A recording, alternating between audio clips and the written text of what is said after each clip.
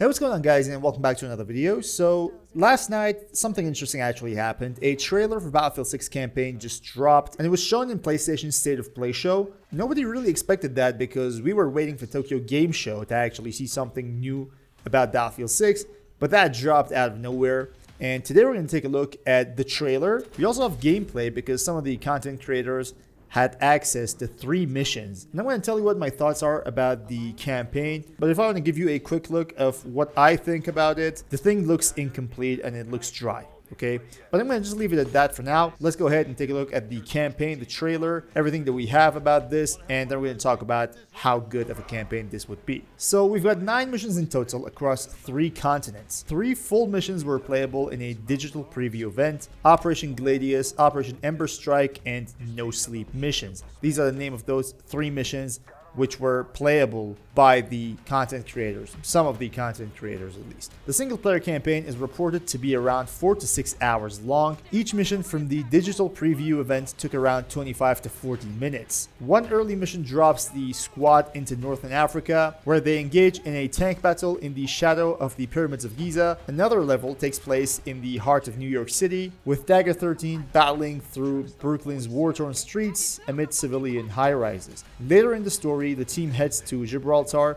where Pax Armada forces have seized the strategic rock, prompting an all-out beach assault reminiscent of WW2 Landing. And in one of the most dramatic sequences, Dagger 13 sabotages a massive hydroelectric dam in Tajikistan, causing it to explode and send flood water crashing down on the enemy army. One of the missions is set in 2028, where the story unfolds over a couple of years. The campaign follows one cohesive plotline from start to finish, rather than separate vignettes, aka war stories, like Battlefield 5 and Battlefield 1. It features both linear and large open spaces where you get to pick which objective to tackle first. DICE says Mission 8, which is Operation Ember Strike, is quite unique in its way of being that much open and sandboxy, which is something we really need to talk about. This is one of the flaws of this campaign in my opinion, but we're going to get to that as well. Most of the time you have a full squad you can command through a simplified squad orders, also known as commo rows. For example, you can have smoke for cover, call for grenades, suppressing fire, flanking enemies, RPG strike, recon scans, spotting enemies,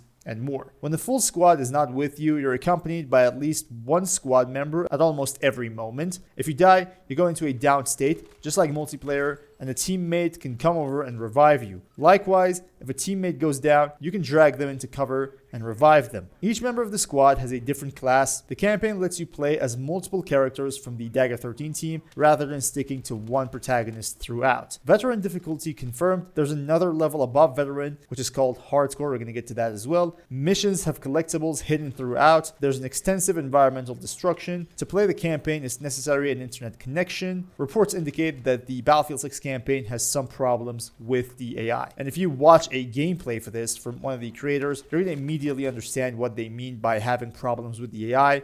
The enemy AI just looks clueless. It's like they have no idea what's going on, and it's like something that's, just assembled for a show, I would say. It's obviously not that ready, and previous reports actually confirmed that the campaign is basically way behind schedule, and in my opinion, it shows. It shows in the trailer, it shows in the gameplays out there, and you can actually see that for yourself. However, we have the list of missions for the campaign, and here's how it is. Mission 1 is called Always Faithful. Mission 2, The Rock. 3, Operation Gladius. 4, Night Raid. 5, No Sleep. 6, Moving Mountains. 7, Nile Guard. 8, Operation Ember Strike. And 9, Always Forward. So we're going to have 9 missions in the campaign, and it's going to take something about 4 to 6 hours, which in my opinion is again showing how these guys were behind schedule and they're just removing so many parts of the campaign, just trying to make something playable and, as short as possible, because 4 hours of a campaign is just, in my opinion, ridiculous. And it doesn't look that cohesive in my opinion. When you look at the gameplay, things are a bit different. Hardcore is the highest difficulty level in Battlefield 6 single player campaign, and you're going to have no revives. If you die, that's going to be it, and nobody will be able to revive you.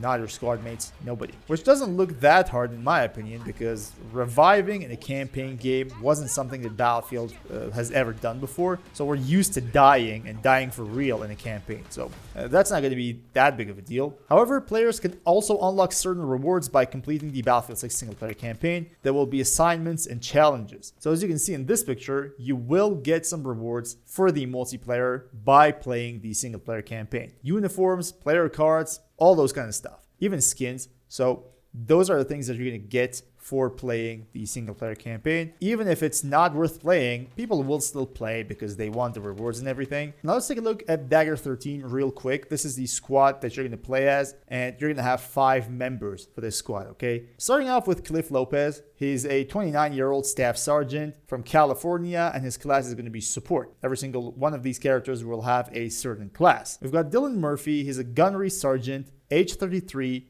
He's from Detroit, and the class is engineer. We've got Has Carter, Master Sergeant, age 41, from New York, and the class is assault. We've got Lucas Hemlock. Everything about this dude is classified. It kind of reminds me of Ghost from Call of Duty. Not gonna lie, the first time I saw this dude, I was like, dude, these guys are trying to actually, make a unique, unknown, unidentified character just like Ghost. And as you can see, Lucas Hemlock has everything about him classified. Rank, age, where he's born, the class, everything is completely unidentified. He is a CIA operator with a largely redacted past. All that's known about Hemlock is that he's a true patriot, willing to do anything for his country. And his class is set to classified, but apparently he's just a recon. He's got drones and all that, and you can play as him as well. And finally, we have a staff sergeant called Simon Gecko Espina, staff sergeant, 27-year-old from Lewistown, Montana, and the class here is also recon. So that's the woman in the squad.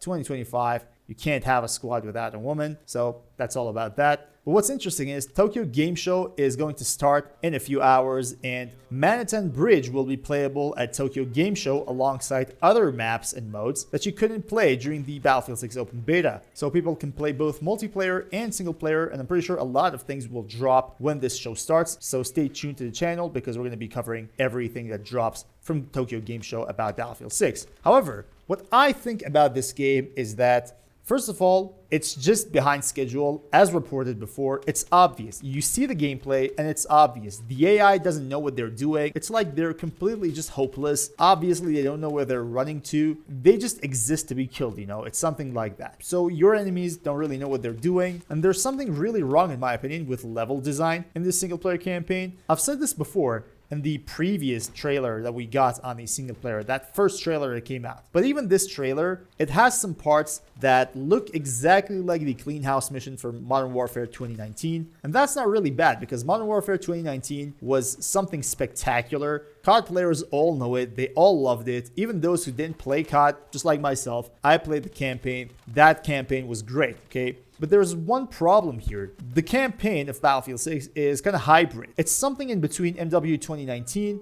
and the new MW3. The MW3 campaign was ridiculous, putting you in an open map, letting you do stuff like an open world game, and they probably thought it was, interesting, but that didn't really turn out to be good. In my opinion, that's the exact same mistake that they are doing with Battlefield 6 in some of the missions, because we have linear missions and then we have open world missions. Not like totally open world, but you can choose where to go first and those kind of stuff. That's not really interesting when it comes to an FPS game. In my opinion, we need something linear with more action. The more you try to make things open world, the more you take away from action. You give the player some freedom, but that's not going to change anything because you're taking away action, you're taking away that sandbox feeling of Battlefield, and what remains is an open world map, basically, looking like a multiplayer game with AI. And it turns into some sort of extraction shooter without any extraction being at hand, actually. So it turns into something without character. That's what I'm trying to say. That's what exactly happened with Modern Warfare 3, and some missions of Battlefield 6 are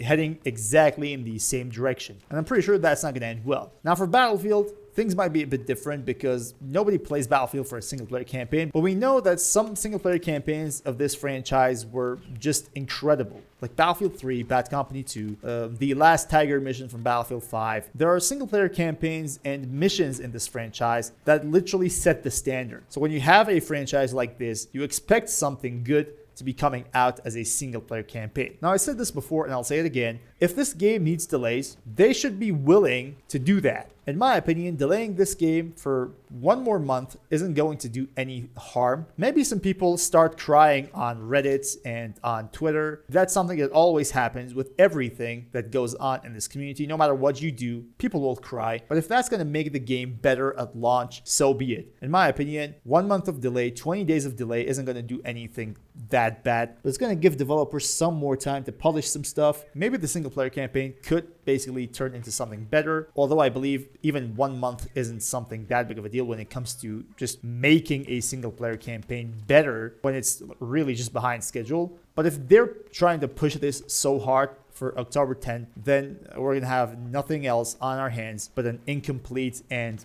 not really fun to play single player campaign. So that's basically all I have to say about the campaign. Obviously, I wasn't so lucky to be invited to play this game. If I could get my hands on the game, I could just make an entire video showcasing everything that I believe is not right, everything that's good, but that's not the case. I'm just judging based off of gameplays that I've seen. And what I want you guys to do is go down in the comment section. Let me know what you think about the gameplay. Let me know what you think about the campaign and today's video. And hope you guys enjoyed this video. Hope it was somewhat informative. And thank you all guys for watching. Until next time, guys, stay cool.